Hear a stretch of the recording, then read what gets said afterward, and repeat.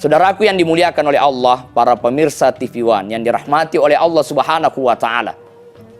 Yang kelima, pesan Rasulullah kepada Abu Hurairah, la tuksirud dahik fa inna kasratad dahik tumitul qalb. Janganlah engkau memperbanyak tertawa, karena sesungguhnya tertawa itu mematikan hati.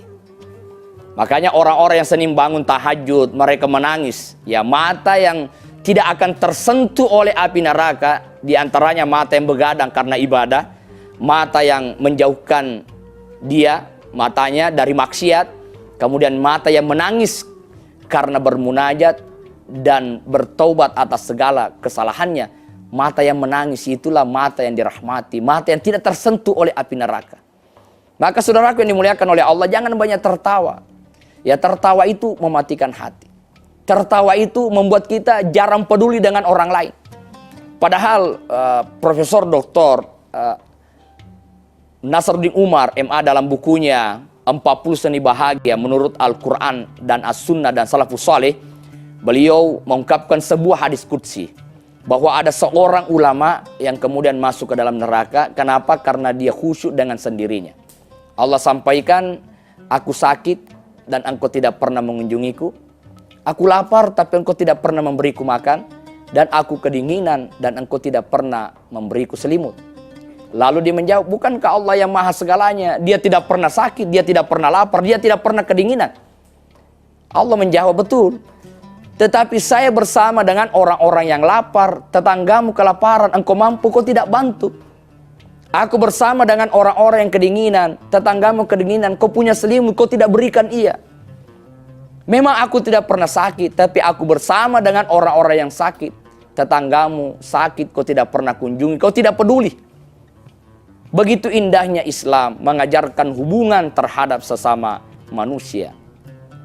Nah, oleh karena itulah, pesan Rasulullah ini sangat penting untuk kita amalkan. Termasuk pesan ini buat kita sekalian. Menjaga diri dari segala sesuatu yang haram. Saya teringat dengan sebuah kisah bahwa ada orang yang masuk ke dalam neraka bukan karena ia tidak sholat, bukan karena ia tidak puasa Ramadan, tetapi orang ini pekerjaannya adalah membawa kayunya orang dengan kuda yang dia miliki. Dalam bahasa Bugis itu namanya pateke aju. Ya, dia membawa kayunya orang dengan kuda. Yang saat itu ketika dia bawa kayunya orang, dia dapatkan gajinya halal. Tetapi kenapa kemudian dia masuk ke dalam neraka? Ternyata ketika dia membawa kayunya orang, dia makan mangga. Ada sedikit mangga itu terselip di giginya. Lalu diambillah sedikit kayunya orang, dijadikan sebagai penusuk gigi. Agar mangga yang terselip itu bisa terbuka. Dan inilah yang menyebabkan dia masuk ke dalam neraka, karena dia lupa minta halalnya itu. Ternyata sedikit pun akan dipertanggungjawabkan di hadapan Allah Subhanahu wa Ta'ala. Maka para pemirsa yang dimuliakan oleh Allah, solusi kehidupan ini adalah jangan pernah engkau bangga dengan kekayaan kalau itu bersumber dari harta orang lain. Sederhana itu indah, sederhana itu nikmat, sederhana itu nyaman. Rasulullah itu hidupnya sederhana. Coba kita lihat bagaimana perabot rumah tangga Rasulullah.